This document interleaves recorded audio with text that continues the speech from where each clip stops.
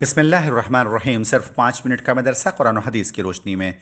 5 रबीउस्सानी, number 1 इस्लामी तारीख, पहली वही के बाद हुजूर सल्लल्लाहु अलैहि वसल्लम की हालत।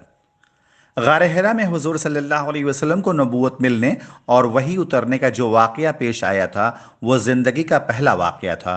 इसलिए फितरी तौर पर आपको घबराहट महसूस हुई और इसी हालत में घर तशरीफ लाए और कहा कि जम्मिलूनी जम्मिलूनी, मुझे चादर उड़ा दो, मुझे चादर उड़ा दो। चुनांचे हजरत खदीजा रज़ियल्लाहु अन्हा ने चादर उड़ा दी और आप लेट गए। जब कुछ देर के बाद सुकून हुआ तो सारा वाकया आप सल्लल्लाहु अलैहि वसल्लम ने हजरत खदीजा से बयान फरमाया। वो आपकी जानिसार और अक्लमंद बीवी थीं। उन्होंने आपको तसल्ली दी और कहा कि आप नेकी करते हैं, सदका देते हैं, ज़रूरतमंदों को खाना खिलाते हैं, अल्लाह ताला आपको हरगिज़ ज़ाय नहीं करेगा। फिर वो अपने चचाजाद भाई वर्का बिन नौफल के पास ले गईं।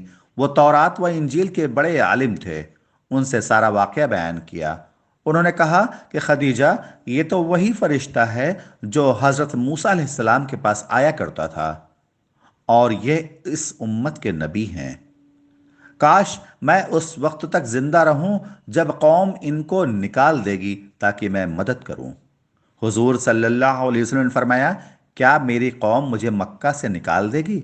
वर्का बिन नौफल ने कहा, हाँ, जो नबी आए हैं उनके साथ कौम ने इसी तरह का मामला किया है। नंबर 2, अल्लाह की कुदरत। हाथी। अल्लाह ताला ने दीगर जानवरों के मुकाबले में हाथी को बड़ा डीलडौल और ज़बरदस्त ताकत अता फरमाई है।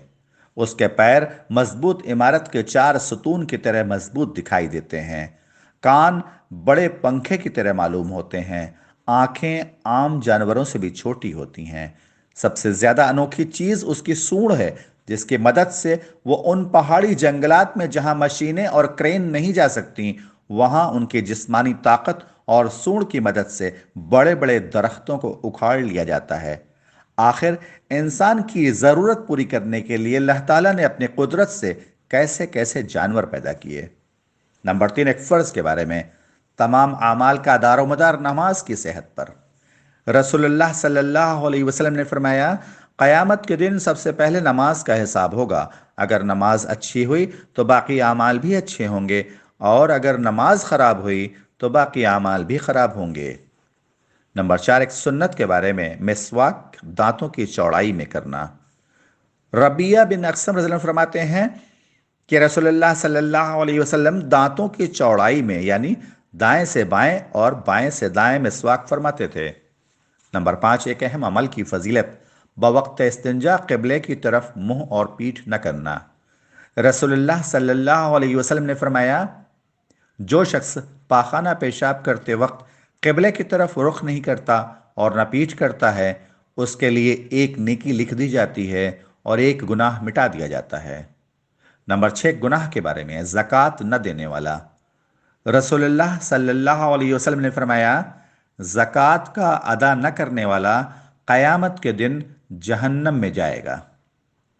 नंबर 7, दुनिया के बारे में। दुनिया को मकसद बनाने का अंजाम।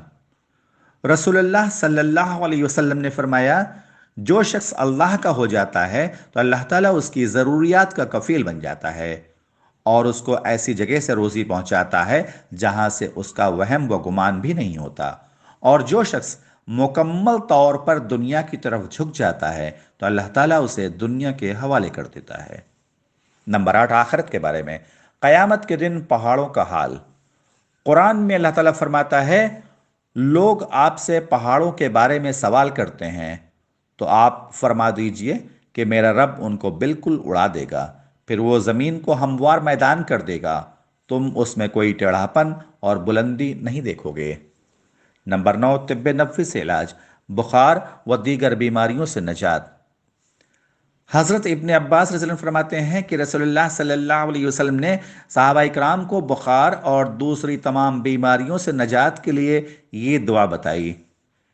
बिस्मिल्लाहिल कबीरी अऊज़ु बिल्लाहिल अज़ीमी मिन शर्रि कुल्लि इर्क़िन नआरी व मिन शर्रि हर्रिन नार।